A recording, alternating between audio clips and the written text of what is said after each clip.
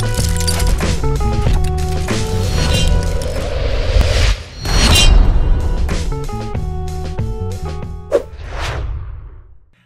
together right now. Hello everyone, this is Greyshot117. Hold on, we must insert the obligatory friend reviews. And thank you, friends, for entering those reviews. I'm not gonna put it in there. It's just gonna be you with a dumbass photo over your head or something like that. I'm not putting it in. What? I will put it in at a better time.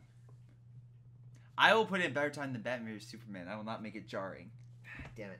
In any case, yes, we came back from watching Justice League with quite a few others. Yes, so I will be inserting them at a later point in the review. But in any capacity, this is going to be our review of Justice League. Yes, Justice League, a film that has been much anticipated. Anticipated, definitely. Anticipated isn't the term. I would say it's much the Boeing. It's much heard about negatively because of all the bad stuff behind the scenes. From the mustache to the reshoots to the cutting, budget to Josh Whedon being brought on. Zack Snyder, great at action, great at cinematography. Visuals pretty great. Yes. You suck when it comes to storytelling. Because, dear God, we finally got, spoilers, a Superman that I actually gave a shit about. Okay, that's the thing I could probably say about this film. I like the characters. The Flash, very good. Though he was funnier than the TV counterpart, I would say the TV counterpart Flash is probably more emotional. That's because you've in had in the first episode. If you're talking about and here's actually someone put a good point. It's not all fast puns. When he's talking to his dad in jail, that first episode of The Flash, there's more gravitas to it because they're talking like normal people, where with Grant Gustin behind it, where this Barry Allen, the father's saying fast one-liners, like, you're taking the road too fast, you need to slow down, stuff like that. I'm just like, touche.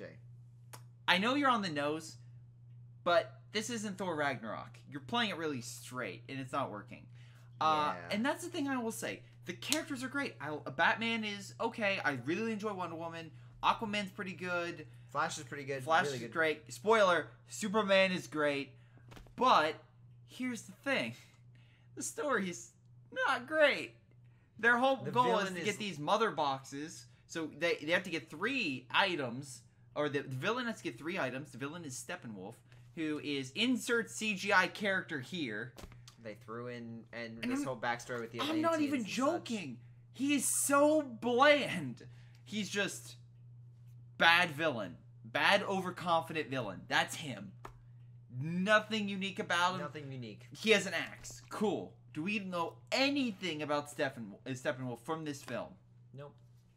That's the thing that, like, if this movie is gonna be compared to the Avengers, as it should be, because this movie, they're both about superhero team-ups. Yes, they are different in their execution, but the one thing I will say is Loki had personality. Loki had personality, and he actually got his thing, and technically, how do I say? He had an arc.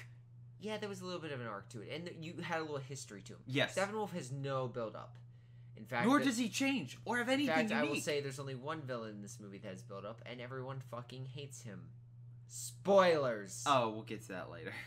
You can tell from my sight how annoyed I am at the moment because I'm just like, they made It's the one scene where I'm like, you have the most badass character next to the most annoying. To the most annoying piece of shit character. But we will get to that in the spoilers. Right now, the movie itself. Music's fine. Music's fine. There's some nice nods to the previous music. Yeah, to Batman, Superman, and Wonder Woman's theme is also in there, which is great. The Flash, Aquaman didn't have that, but I'm assuming they're going to do in their own solo movies. Yeah. It's one thing DC does better than Marvel. They have their own unique themes. I love the Man of Steel theme. I love Wonder Woman theme. The Batman, they put in the 90s theme. Yes! But here's the thing. Visuals are not great. The villain in itself is a CGI monstrosity, and you never believe he's actually there. That's the thing thought with I was Loki. watching a video game cutscene. I honestly thought that I was watching... I wouldn't say Injustice 2, but I'm thinking like Last of Us, or I'm trying to think of probably a recent title. Wolfenstein, something like that. If I may make a counterpoint. The Avengers, the reason why you were threatened is because Loki had a build-up, and he was there. He was physically there. Yeah. and he could manipulate people. He killed someone major. Steppenwolf is supposed to be someone who exerts strength, but there are multiple times in this movie where strength doesn't literally matter. I don't want to say this, but once someone shows up, which I'm sure you have a 1 in 6 chance of getting it, it kind of feels like One Punch Man fighting Boros. As in, Boros thinks oh my god, you're right. Boros thinks he has a chance, but does he really? Does he? It looks actually. I can't even say that. He never gets one punch in. He didn't get one blow. He can't face him. He's too fast. He's too strong. The person that I'm alluding to, without spoiling it, it's literally like they literally had to get the character to go away just so that we could have more fight sequences with a medium tier, which is Wonder Woman and Aquaman, who again are good. Good. The problem is a lot of the CG either really works, like for example the scenes with the Flash. Yep. They do a lot of great slow-mo with him, with the Flash, and even Superman slow-mo.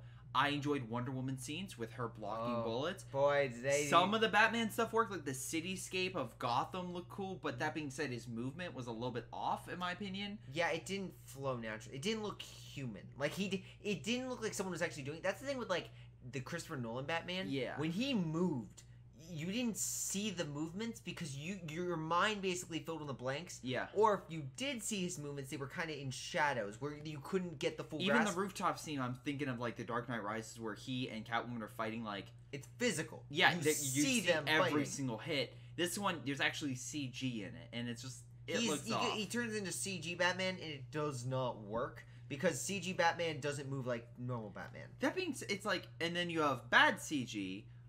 which they kind of correct at the end with Cyborg. I say some shots look great with him. Others, it's weird.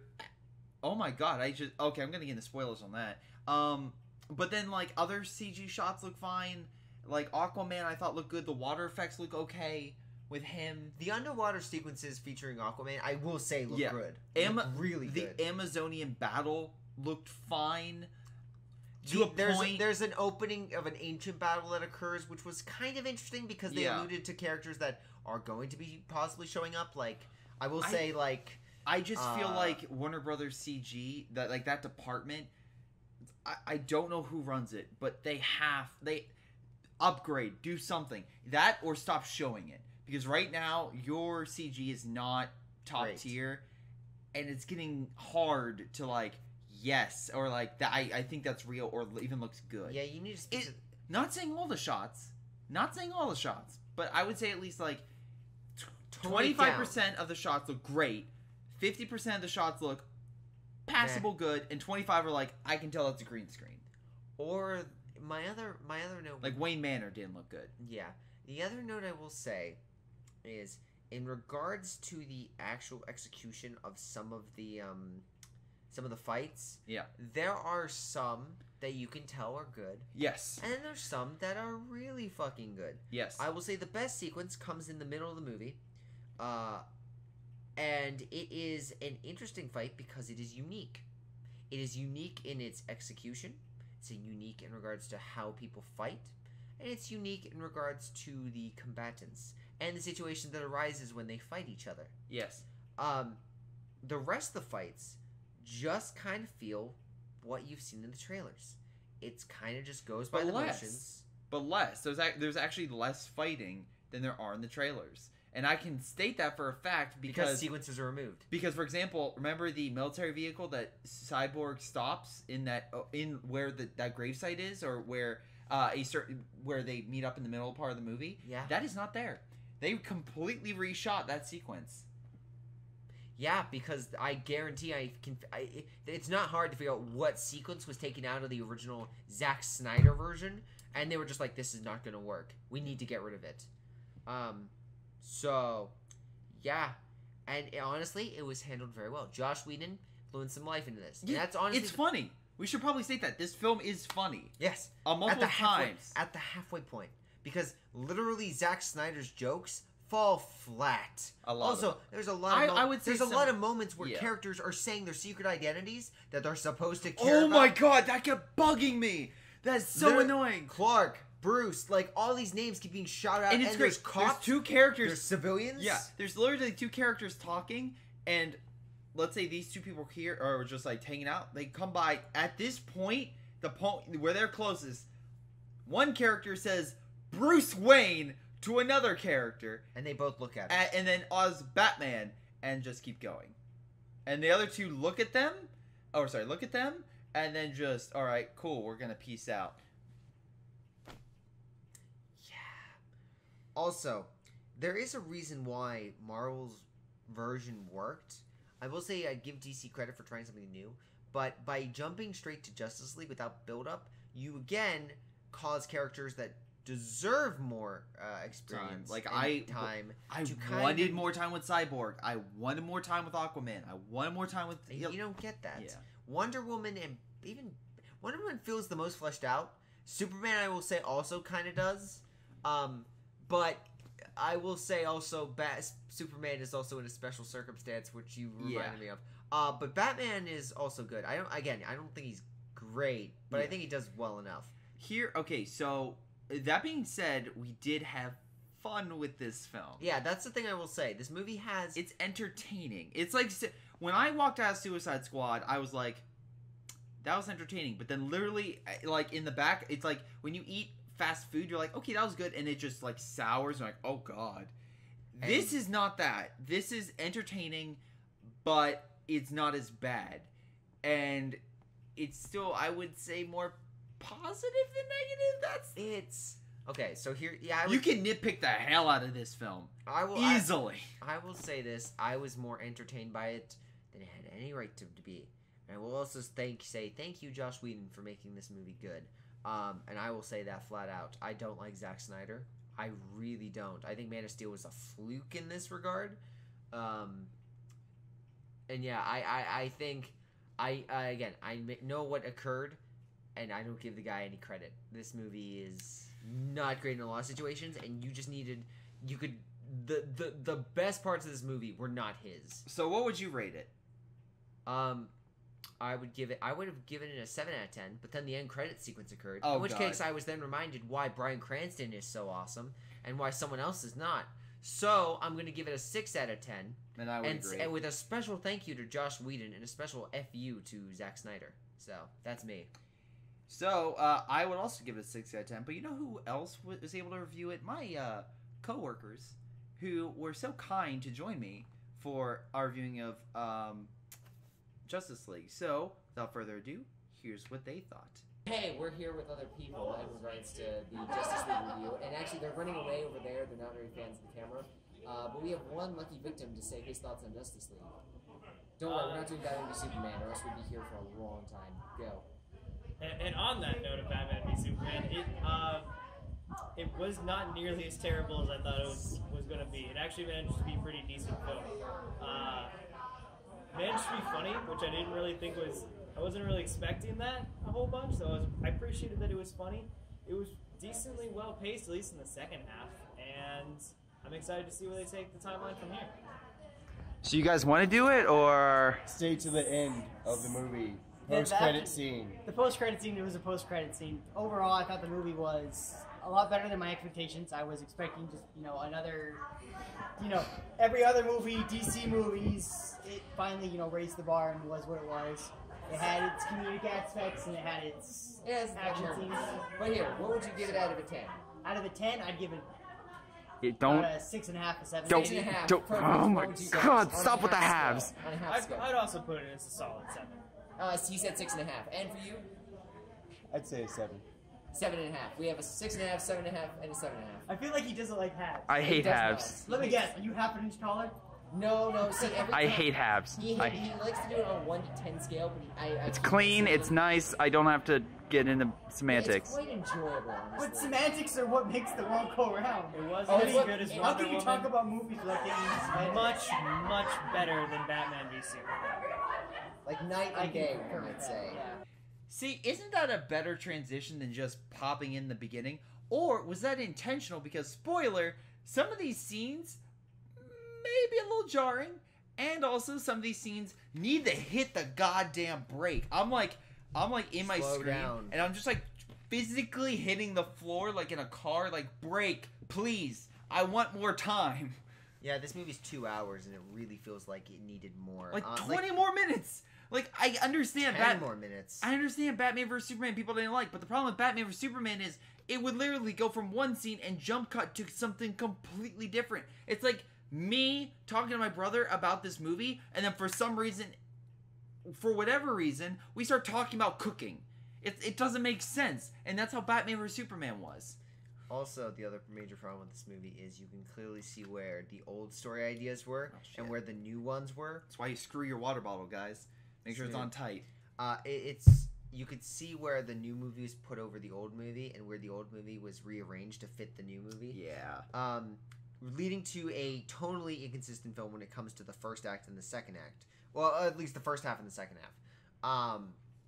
The other thing I will say is you can clearly see the part where I was so happy where it's spoilers. Yeah, they bring Superman back, but they bring him back in like kind of a legit way, in a way I didn't And expect. I love how they kept referring to Pet Sematary, because not only, first off, is that creepy movie, but literally around Halloween, someone kept bringing up that was the scariest film they've seen. So every time they said Pet Sematary, I'm literally thinking of that guy from work who's just like, oh god. Also, there's a note of, in the end of Batman v Superman, there's a thing of the dirt floating. There's also, which basically says Superman's just in a suspended sleep like it was in the comic Death of Superman. I will also say that you see in the trailer Alfred speaking to Superman, saying, You told me you would come. Yes. Which leads me to believe that Zack Snyder was literally just going to have him come out.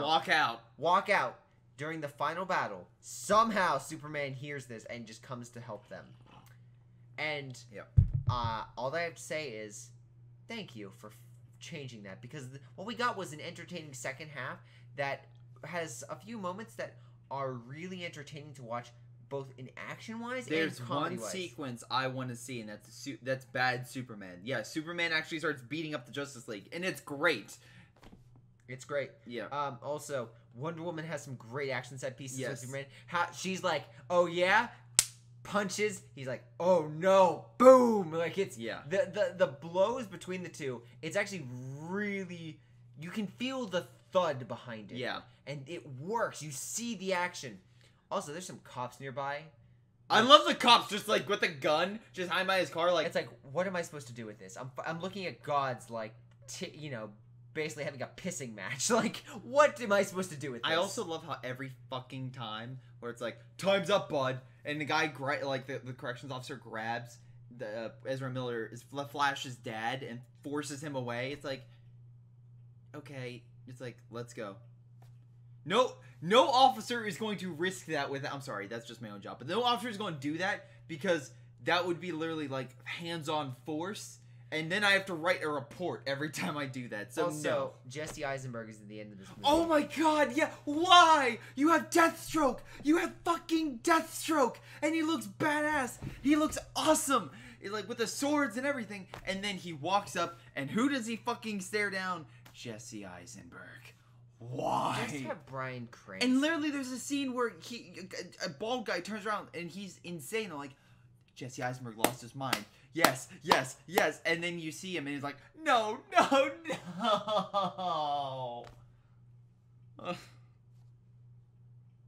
Yeah, oh, you know what they might fix? Flashpoint might fix that. They might be holding on just for like one episode.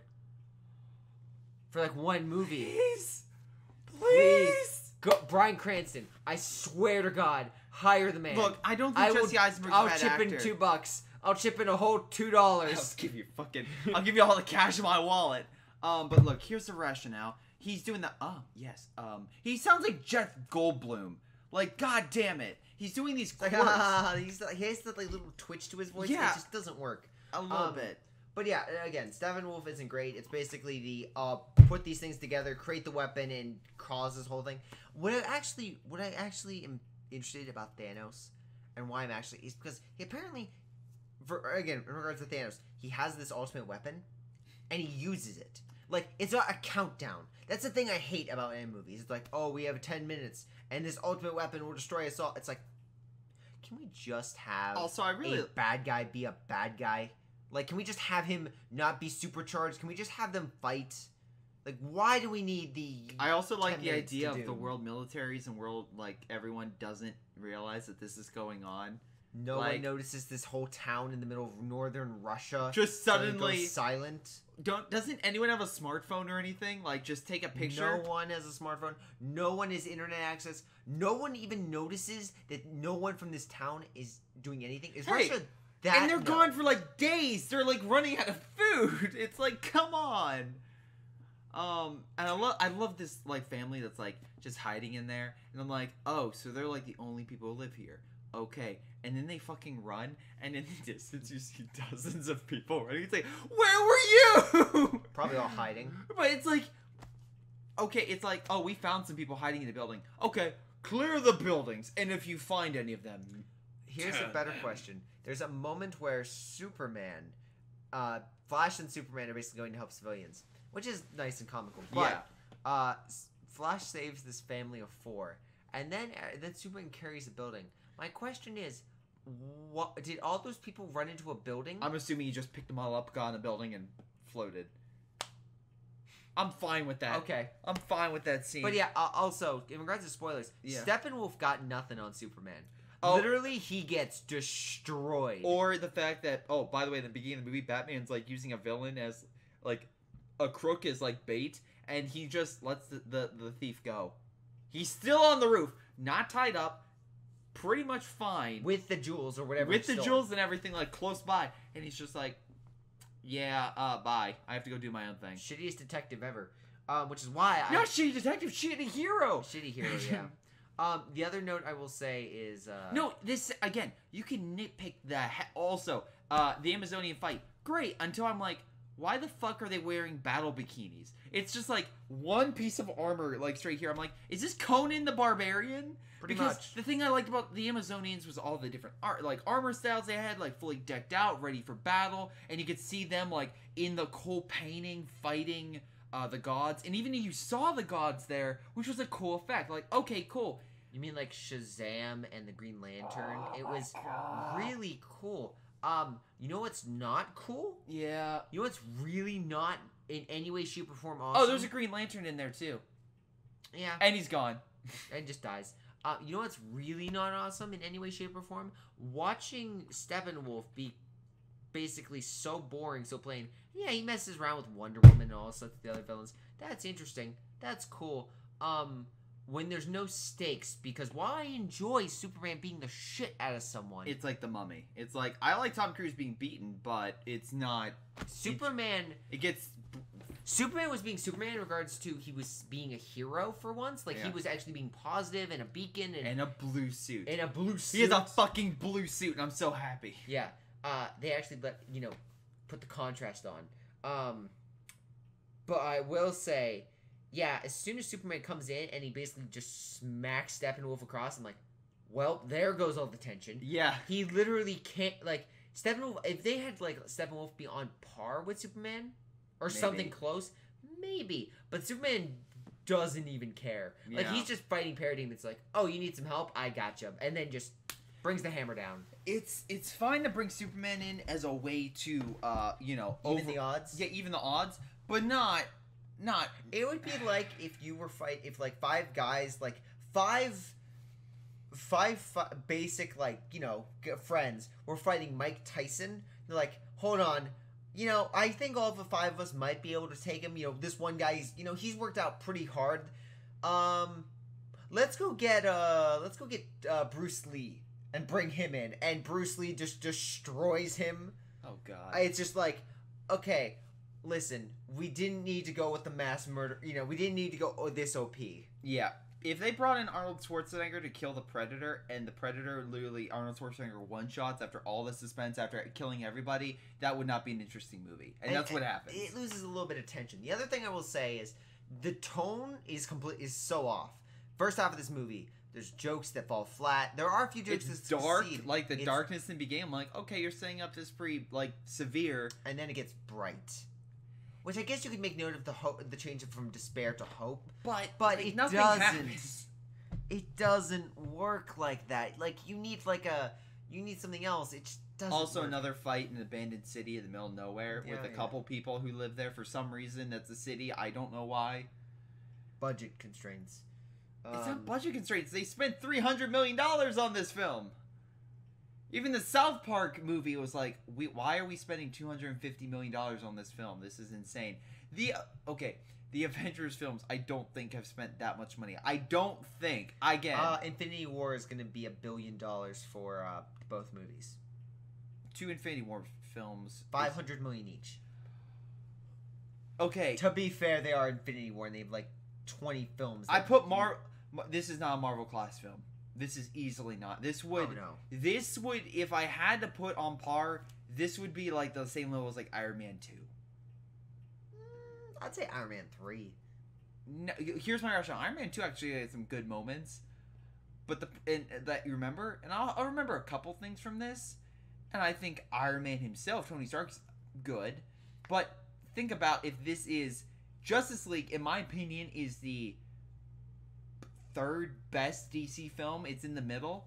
Like Wonder Woman, I would say is your Iron Man, and then freaking Man of Steel is your Captain America. Yeah, it's mixed. It's more mixed, but it's still good. But yeah, it's just I don't know. Like I feel like DC also needs to just go more practical. Yeah, you need to be invested in the world, and right now that's actually you draw up a good point because that was one of my main A lot of their set designs are practical. You don't feel invested in this world. Like when they were jumping across the world, I wish they would put like a notation of where in the goddamn world they were, because I was like losing track. I was like, are they in Gotham, Metropolis? Where are we now? Where is this place in Russia? Yeah. I wish they would have said it. Once again, just a fun fact. Once again, I like how I love how Avengers get together. We're gonna save New York. Justice League, we're gonna get together and save an abandoned Russian city. America. Oh my So, God. yeah. Because again, even Superman says the truth and justice, like little quote. I was just waiting for the American way, and like, you're not in America, but I don't care about the. Yeah. So, any case, our final review. At least you're fucking Superman. Our final review is going to be a 6 out of 10. This is a movie. If you want to see it, go see it. But if you have no interest, don't see it. It's not going to be worth it. This film is a 6 out of 10, not based on the writing, not based on the visuals, but just on the characters.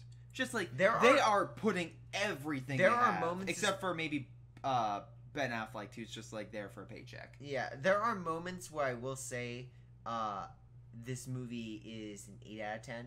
There are certain sequences that are the Flash fantastic sequences. And not only the Flash, but there are other moments. But every time Mr. Steppenwolf is on there, I'm like, it just oh boy, blows up in its face. You are not intimidating. You Nope. flipped a horse. Great. Which also, if you're an Amazon, how can you die from a horse if you are incredibly strong? Because the other Amazons were like using hammers to break concrete plates. Or holding giant pillars of rock. I'm like, okay, they're all strong. They have a harder time taking bullets, but they're strong. And one dies from being a horse. Crushed by a horse. I can hold a 1-ton beam, but a horse, fuck that, I'm done. I honestly think that's the other problem with DC, and it's if you think about it, because DC is the problem where they suffer from the Dragon Ball syndrome. What do you mean? As in, you have to keep creating super powered beings to fight, because basically you have Goku. If I may explain, go. You have Goku as Superman, and yeah, people are gonna rage. They're not the same. Okay, Goku basically, if he really wanted to, but like by the end of when he fought Vegeta or Cell, he could blow up the planet if he really wanted to. Because I quote that because Frieza at full power with his special could blow up a planet. Vegeta using his ultimate on Cell could blow up a planet. Cell jokingly says, I can blow up a planet. At that point, it's fine. So once you get to Majin Buu and he's literally just blowing up planets left and right, I'm like, okay, I'm done. You have to make... Hi. I found you. She is not I found you. Go ahead. She has to... your strongest weakest link. So there's a point where Batman is going to be like, well, he's basically throwing a punch against God at the moment, so I don't think this is gonna work. Whereas in the Marvel movies, you can get away with that kind of stuff without with your villains because they're not like so overpowered. Yeah. Like I think the most powerful was like maybe Hela from Thor. But she's kind of a special case. I also think like the Man of Steel climax is better, or or even Wonder Woman's climax was better because it was more emotional. Minus the mustache. Yeah, in that first scene you see Superman. Look at his upper lip. You won't be able to take your eyes away from it. Now. Aw. See, she even like. I needed something to release all my tension. By the way, we're 30 minutes in this review, and that won't include the other stuff. So, Tally, you want to say anything? Anything you want to say? Anything at all on Batman versus Superman versus Aquaman versus Wonder Woman versus Flash? She's like, I will kill them. I assure you. I'm planning it right now. Aw. Well, in any capacity, on that note... this has been Greyshot 151. And Greyshot 17. And we'll see you guys next time where we review, most likely, The Shape of Water or Coco. Or The Disaster Artist. Oh, right. Yeah, I'm so excited. I can't... Again, we got through it. We got through Justice League. We're off to goddamn clear waters, man. Oh boy, I cannot wait. And the Rampage trailer. That was probably the biggest disappointment. I was waiting for the Rampage trailer and didn't get the show. Rampage looks good. Hey guys, we'll catch you later. Bye.